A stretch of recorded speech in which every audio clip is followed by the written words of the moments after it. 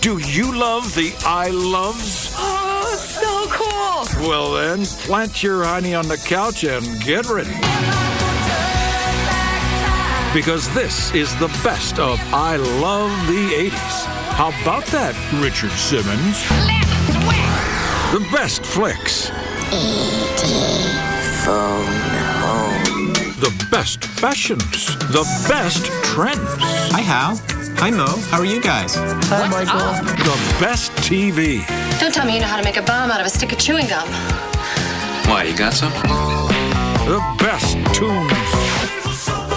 Super freak, she's super freaky, yeah.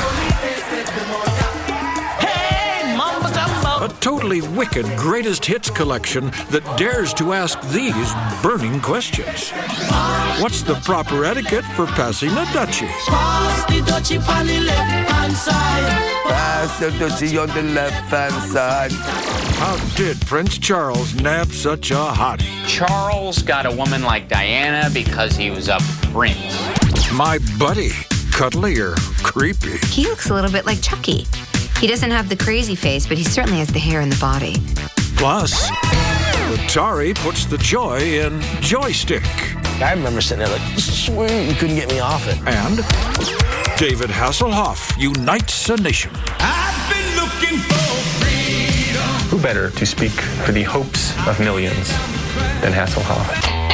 Because a discriminating viewer like yourself deserves the very best. Because you're still sweating to the oldies. Admit it. Oh, no! This is the best of I Love the 80s. I love.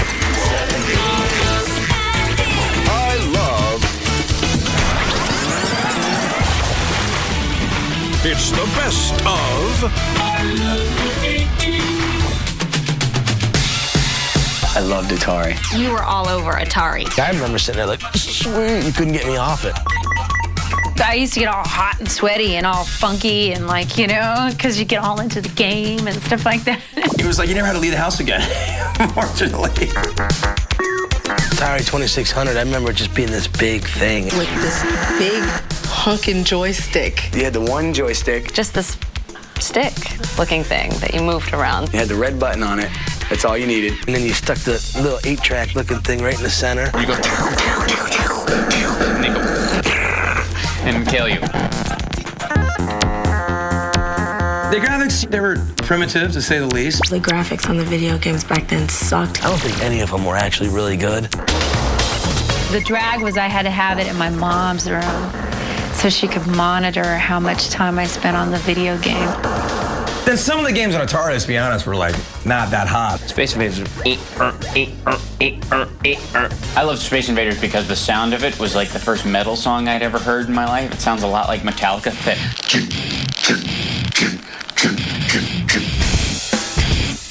I rocked at Defender, I remember, and then I had the high score going, and my sister made me turn it off because she wanted to watch Solid Gold. I don't think I need to say any more about that.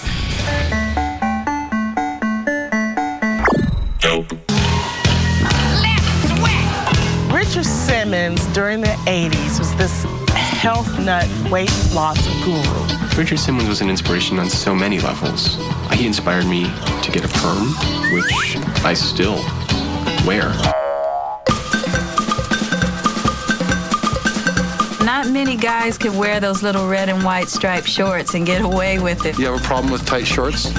I wore tight shorts. They were fashionable in my day. I mean, it used to show his balls, I'm pretty sure.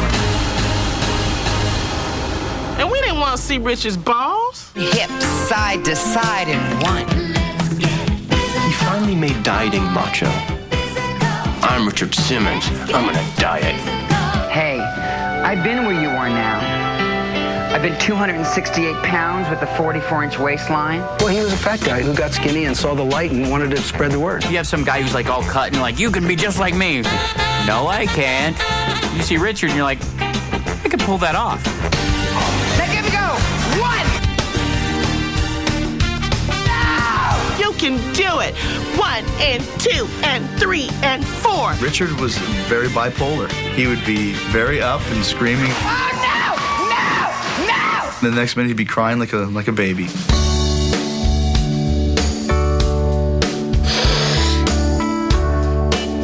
I'm sorry.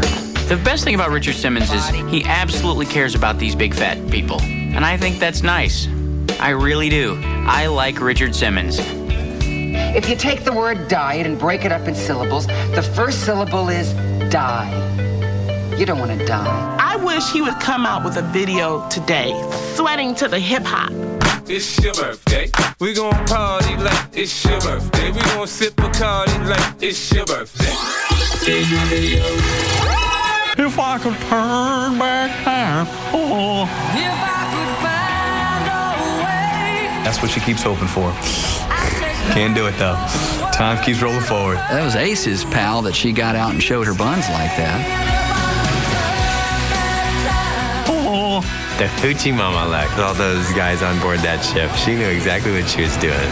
Well, it doesn't strike me as sexual. I mean, she's just being patriotic. This is 1989, so she's 65 years old. It's like the Pledge of Allegiance.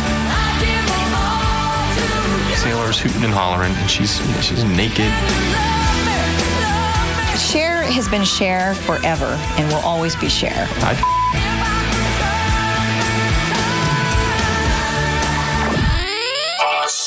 For a good time, call 1-550-TEEN. It's like having a party on the phone. Let's party now. I remember in the 80s, they started the party lines. A bunch of people on the phone together. Meet new friends or just listen in. Everybody's doing it. You would call and there would just be like 20 people. Basically, it's a conference call. You like Bruce Springsteen? Everybody likes Bruce.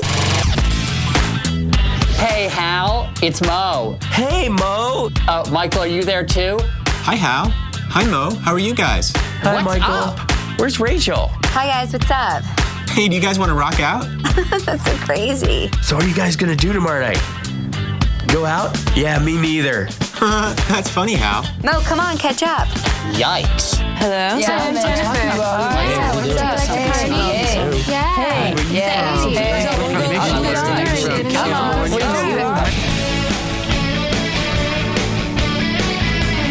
All I remember is going on the phone and being all nervous. Like, could go on the party line. There could be bad kids. You know, kids who are like, hey, you get high. That would be fun. Yeah. We'd make dates with people, like with guys who would never show up. This guy I'm talking to, a 10 I would rate. With party line, phone line, a new social life I'll create. It was kind of like the precursor to the internet chat room. I personally call it loser phone. I don't know. It's just really, I feel really lonely. Okay, hold on. Beside.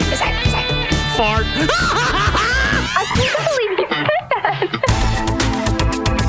Most don't realize until it's too late that the calls are also costing a lot of money. It was very expensive. My sister got into big trouble. Yes, she ran up some big phone bills calling party lines. Yeah, party lines were fun until you got the bill and your parents wanted to kill you. I gotta go. The bill's really expensive and my mom is mad at me again. Okay, bye. Let's do this again, and don't be late. Talk to you soon. Tuesday at 8.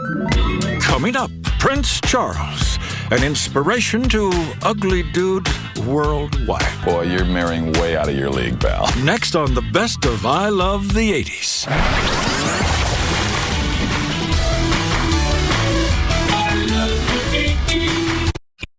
It's the best of I Love the 80s.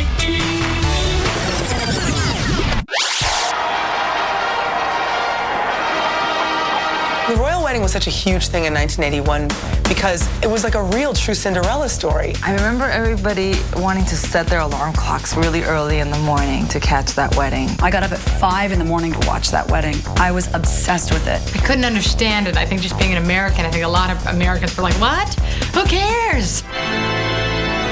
I thought Princess Diana's wedding dress was spectacular. I personally found Diana's dress a little too flouncy. She had that 8,000-foot train behind her. She looked like she was trapped in a heap of beige hefty bags. Woo! Is Diana in that dress? With this ring, I thee wed.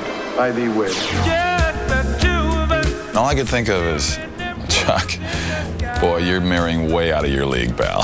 That was the first time, I mean, for the English, we had seen something pretty, because the English aren't that pretty. A woman needs love just like you do. Okay, let's just get it out on the table. Charles got a woman like Diana because he was a prince. The key is his first name, Prince.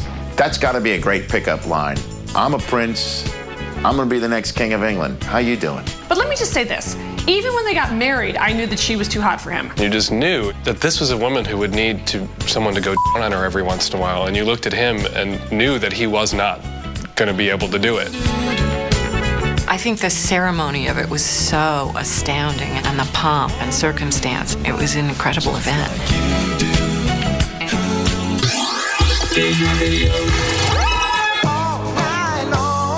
All night, all night. All night long, all night. You know, he builds you up. All night long. It's one of those songs where you sing your own backup. Everybody's smiling, laughing, and your parents even dig it, and it's like they're talking about all night long. I'm not gonna dance all night. Now I'll do something else all night. But dancing, erotic talk.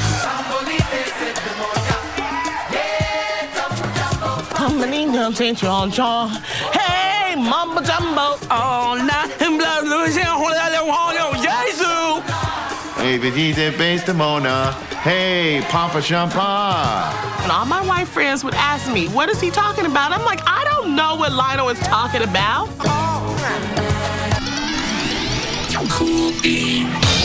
These are the monster trucks that everyone's talking about. Monster truck rally. Experience the heavy horsepower of these spectacular machines. Be there, be there, be there. Be there, be there, be there. Monster truck extravaganza. Race fans, hot rodding. It's hot, it's wild. Sunday, Sunday, Sunday. It's the Pontiac Silverdome. The monsters will rock and roll. It was a voiceover, but you knew the guy's head was going. The monster truck phenomenon took off in the 80s. That's pretty much part of the religion where I'm from. 4x4x4. Japan is good at taking things and making it smaller, and we're good at making it bigger and stupider. There's this whole industry now that happened because one guy said, what if I put big tires on my truck? It's just adrenaline. It's just a quick rush. Driving this thing around and squashing old beat-up Ford Granadas was exciting to people. What was that? You know, that was a town of 400. Oh, that was insane. Let's put it in an arena and charge people. It's like Redneck-a-Palooza. You see that car?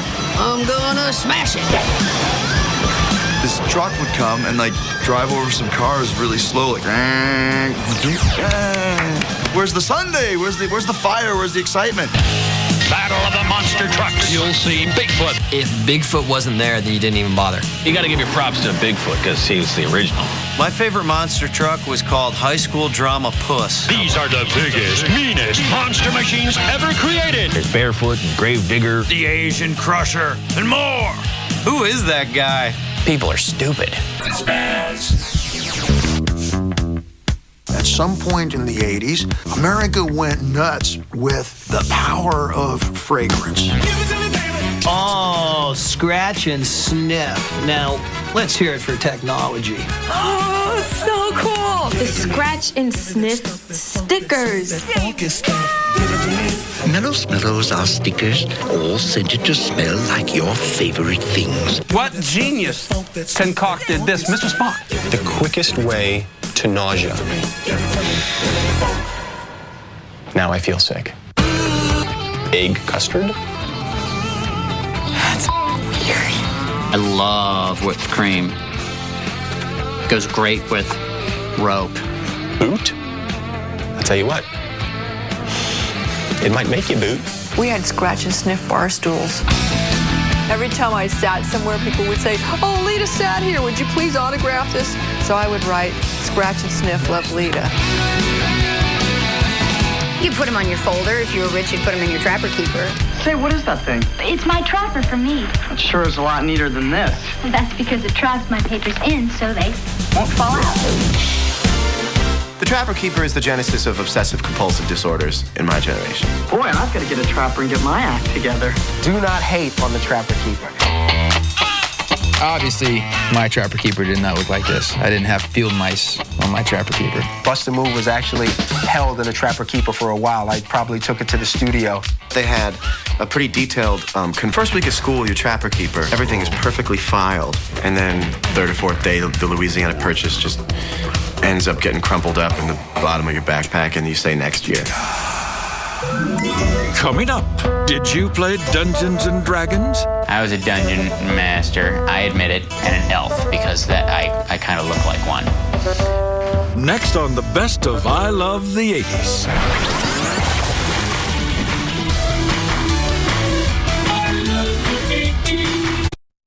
It's the best of I Love the 80s. For every hack comic who needs a closing bit, you went to MacGyver. MacGyver, this guy could take a plank and make a bank. MacGyver can make a nuclear missile with a toothpick. I think it was really clever to show that you can get out of really hairy situations by using your brain. Don't tell me you know how to make a bomb out of a stick of chewing gum. Why, you got some? He was the rock and roll roadie, the man who can take a thing of duct tape and whip you up a skateboard. Well, as Latinos, you know, we were the first ones that made a radio out of a coconut. I still use the term today. You know, if you're going to fix something, we got to MacGyver that. Come on, MacGyver. It became sort of this interesting global common knowledge thing. He became like a saying, you're going to MacGyver your way out of this? Yeah, what you think you're going to MacGyver your way out of this ass whooping?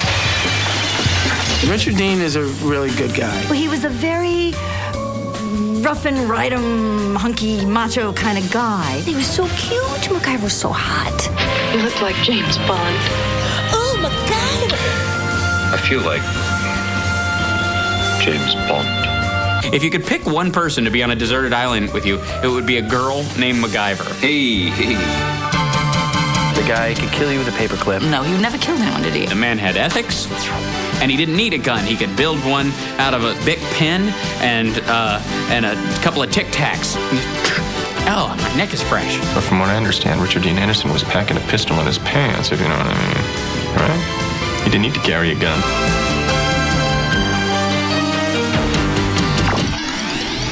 Tubular.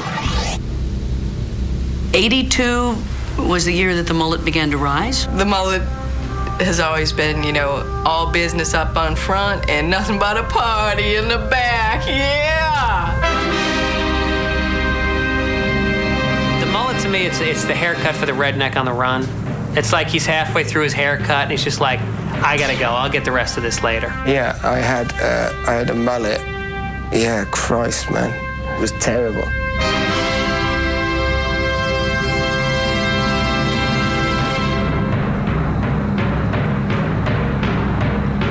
I think the Duran Duran mullet was a much more sexy mullet.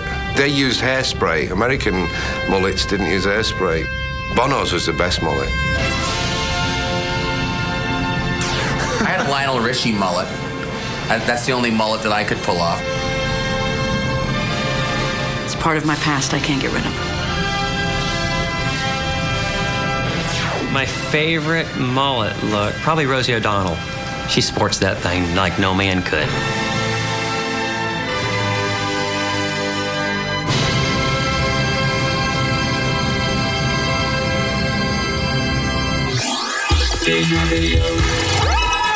Pass the dutchie on the left-hand side. Pass the dutchie on the left-hand side. Me and my little friends all loved Pass the Dutchie. I just remember the video looked like those documentaries on third world countries where they'll show like 8-year-old kids who have to be in the army and they know how to use an AK-47. It was just such a nice sort of innocent song about drugs. Pass the Dutchie sounds like maybe pass the weed or pass the smoke. Pass the dutchie on the left-hand side. They were talking about some serious stuff in that record. Pass the dutchie on the left-hand. I'm 8 years old, and then I'm smoking the pot. You don't pass the Dutchie, man. Pass the Dutchie.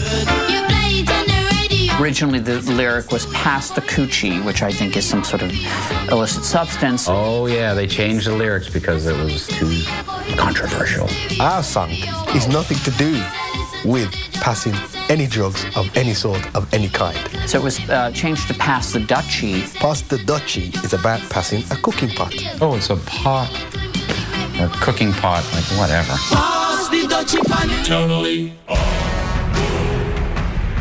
There are still groups of Dungeons and Dragons people. No, I don't still play. Oh, God. No. I was in, like, you know, the room while people were playing. I tried that like twice. I'm getting paid to be on the show, right? I was a dungeon master, I admit it, and an elf, because that I kind of look like one. You just go over to somebody's basement, their parents would be working all day long, and you'd just be down there like, you know, you'd be making your characters. People went to see that Lord of the Rings movie, right? Everyone seemed to enjoy that, but oh, you play D&D, you're a freak. The ship starts to move at about 25 knots. I remember this guy I had a big crush on, was really into Dungeons and Dragons. You aren't going to meet ladies playing that. I don't even remember his name. I come home, do my homework, and from maybe 8 to 10, 8 to 11, I work on characters and game modifications. They were like really serious and kind of awkward. We usually wore black heavy metal concert t-shirts to school. Dungeons & Dragons, basically for kids that really love school and wanted to stay after in a club. They were totally enthralled, and it was like they would get into this whole, like, trance. Now you're in a forest. There are elves, and you're surrounded, and they tie you up.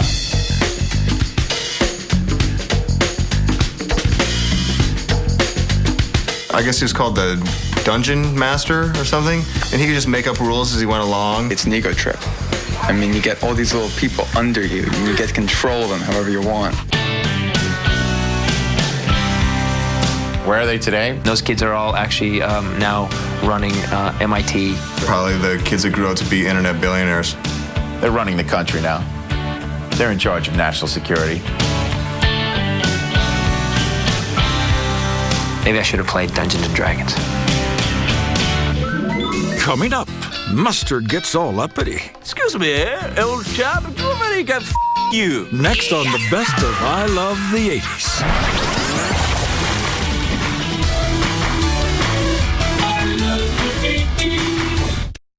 It's the best of I'd like a keg of beer, please. Listen, no ID, no damn beer. Can't you get that through your thick skull? Give me a keg of beer. I loved Michael J. Fox. And then, of course, when Teen Wolf came out, everybody had to go see it. Girls across America were going, yeah! Teen Wolf is great. The plot is a high school student played by Michael J. Fox, who, when he becomes very emotional, breaks out in lupine fever. I thought the movie was fun, but I just couldn't understand why he was going to school if he was a wolf. If I turned to a wolf, that would be a day to take a sick day. I just want to say, since when does being a wolf make you a good basketball player? I mean, like, is that like back on the Nature Channel? Here's Wolfie. Slam dunk! Like my experience of high school, the kid with this freaky facial hair is not usually loved by the rest of the school. But this kid's full on, you know, puberty to the 10th degree. And everyone's like, oh, Teen Wolf, cool, come to our party. I'll sleep with you, Teen Wolf. You just change back and forth whenever you feel like it? Well, sometimes I have to get kind of worked up to be the wolf. What do you think about to get worked up? Oh, you are an animal. One of the most memorable scenes is when he's on top of the van. Well, these girls are here. He's flipping. He's doing all this stuff as the van is driving. I didn't try to handstand, but I have, on several occasions, stood on the top of my tour bus as it's flying down the road. Yeah, the whole concept of that movie really bothered me because I'm a horror purist, and werewolves aren't friendly. Werewolves don't go to high school. Werewolves don't try and get the girl or play basketball. Werewolves kill you. They tear you apart, and then if you're lucky enough, maybe you just turn into one. You are an animal.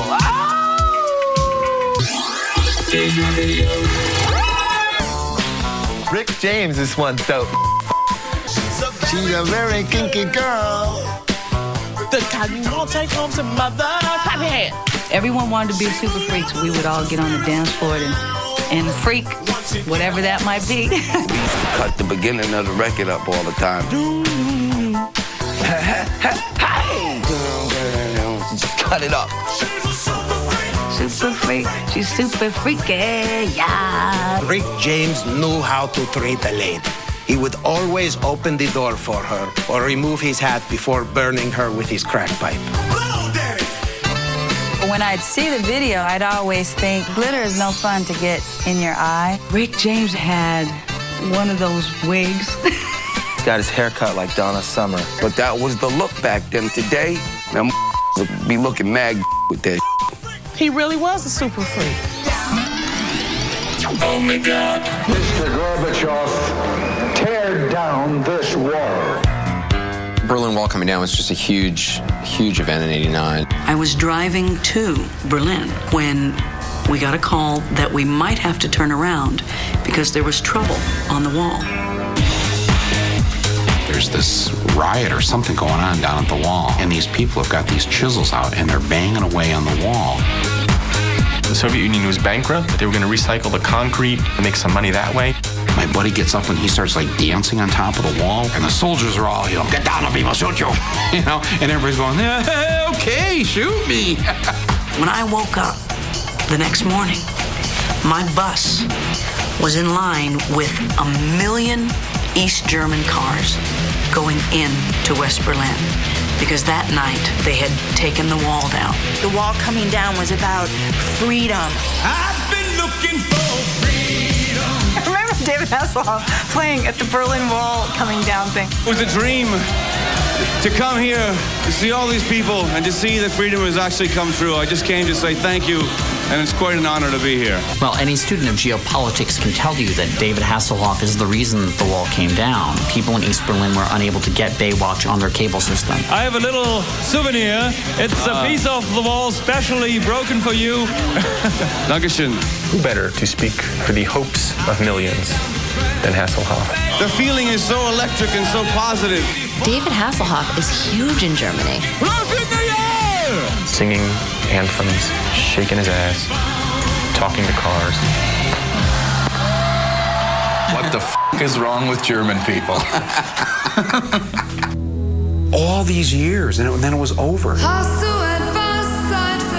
Just knew it meant freedom and a new lease on life. If I were a kid living in East Germany and I could have access to all that existed in the capitalist world, the first thing I would buy be McDonald's. First Velvet Underground record. Decent pair of kicks and a new wave haircut. All the music that I wasn't allowed to hear. The freedom of finally being able to just buy it from the guy that you always bought it from, but legally, that was the big change.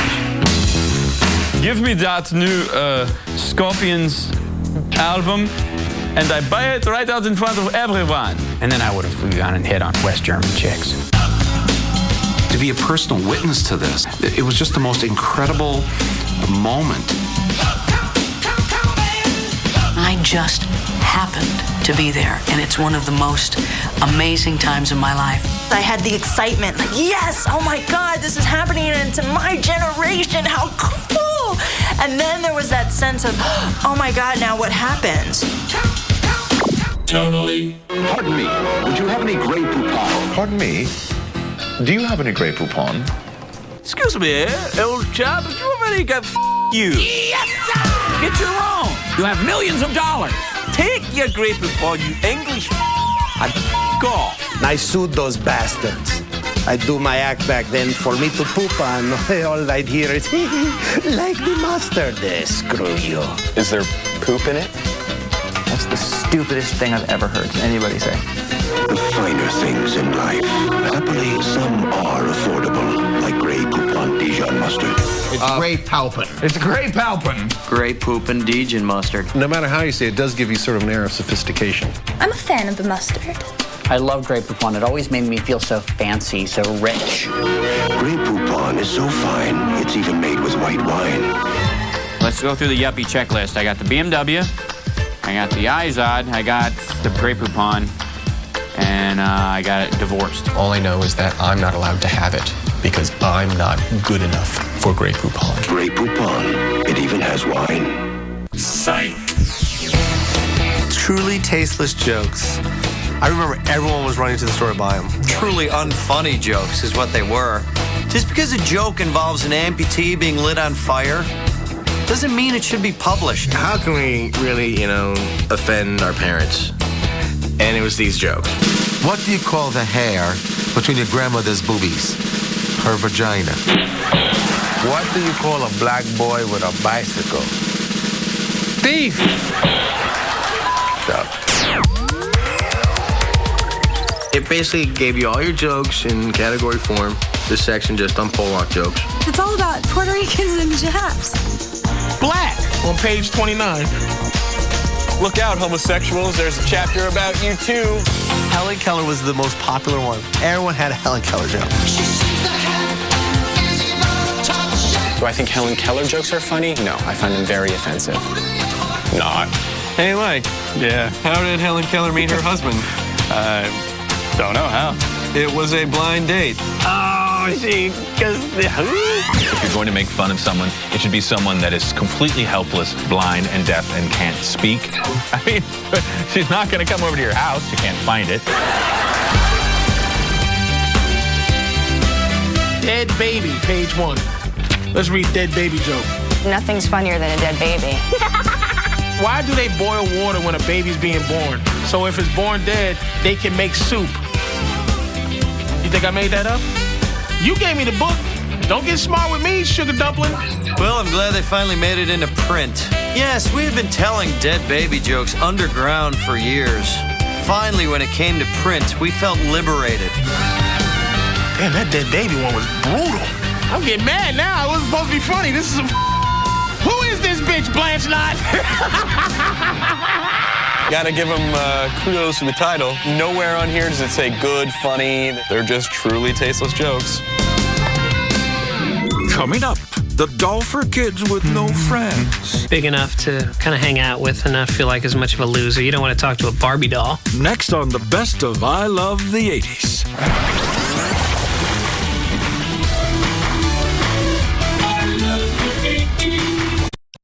It's the best of I Love the 80s. Oh, wait, small wonder. Is that the robot girl? I'm a mechanical device. Wow. Okay, she's a robot. She's little, 11. Like, that's just wrong. Why are you having a 10-year-old daughter robot? That aside, I was sold. I actually auditioned for that. And then you think back and you're like, thank you that I didn't get that part. It was just so insane that someone decided to put this on television, that this Vicky was a robot. Nobody knows that the little girl who talks like a robot is really a robot. I think Small Wonder would short circuit every once in a while. I'm not kidding, like she'd mess up or repeat herself. I can fix it, Dad. I'm okay. It was some kid playing her, and she wasn't Laurence Olivier. I mean, she was a little kid. She kind of spoke like this. I'm fantastic. It was so ridiculous. She's either a robot or she's crazy.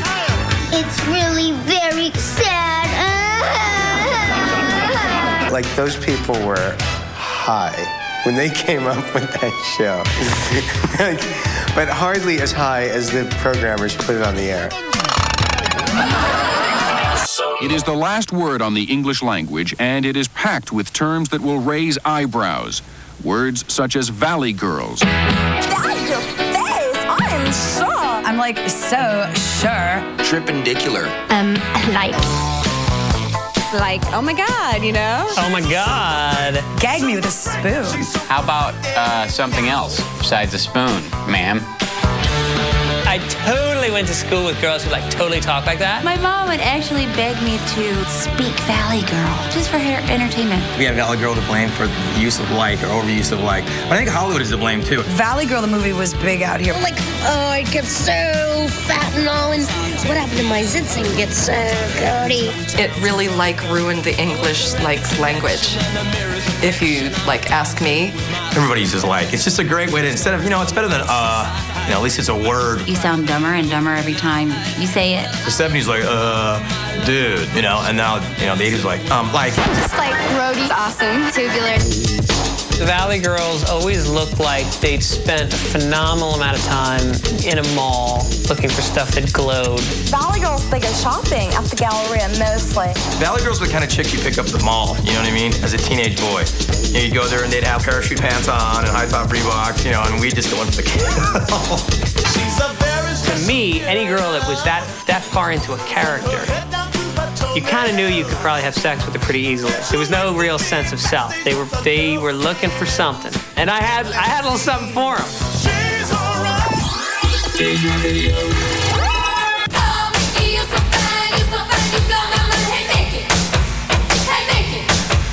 If you ask the average person to recall the 80s, they're going to remember Tony Basil.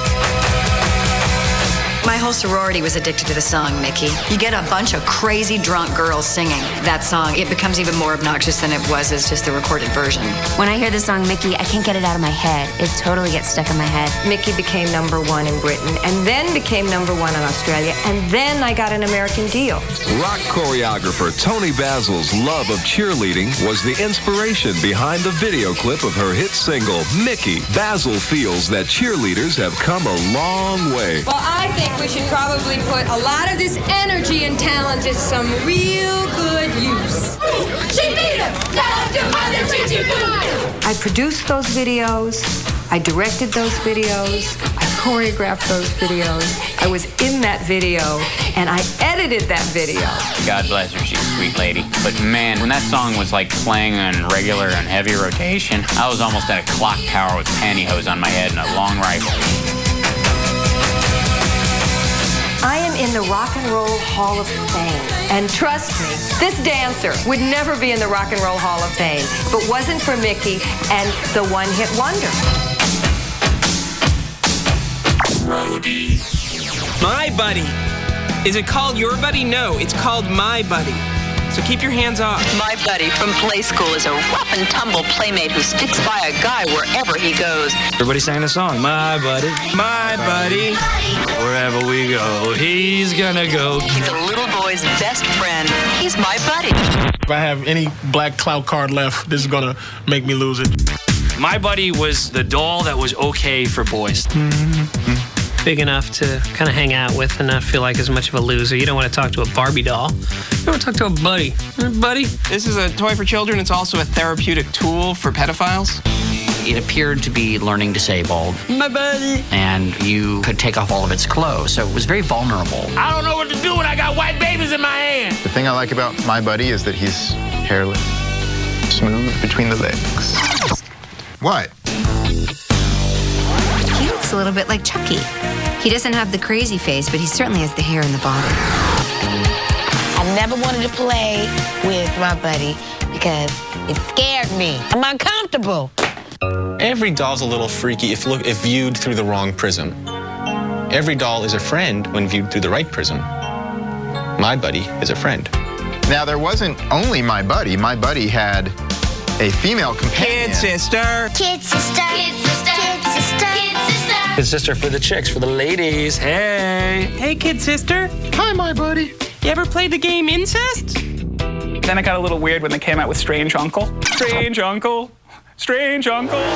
For a very long time, girls had dolls. Boys had guns. In the 80s, we started giving dolls to boys. 20 years later, Queer Eye for the Straight Guy.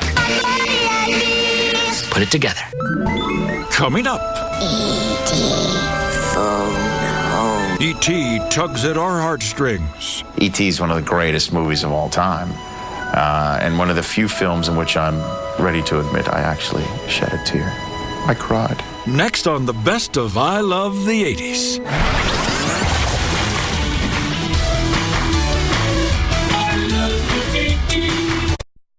It's the best of I Love the 80s.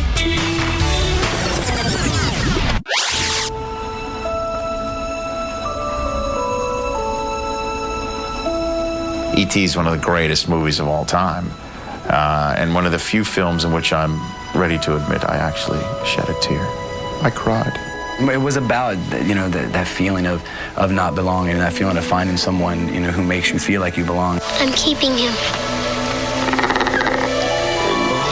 What is it? There's certain films when you're younger, it's not that you cry a little bit, you're wrecked for the whole week. And that was E.T. for me. It's one of those movies that'll still make you cry. I just think that it touched just the most like tender, delicate, vulnerable place in all of us. E.T. phone home.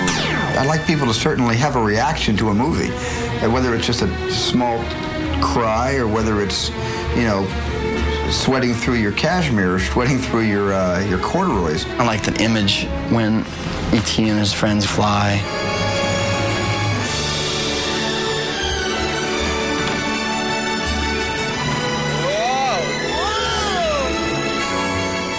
It taught me to hate the government. The government will come into your home with guns, and they will try and take your alien pet. Drew Barrymore, look how young she is in that movie, right? A creature coming from space. It gets lost and it comes to our house, and E.T. makes a mess out of it.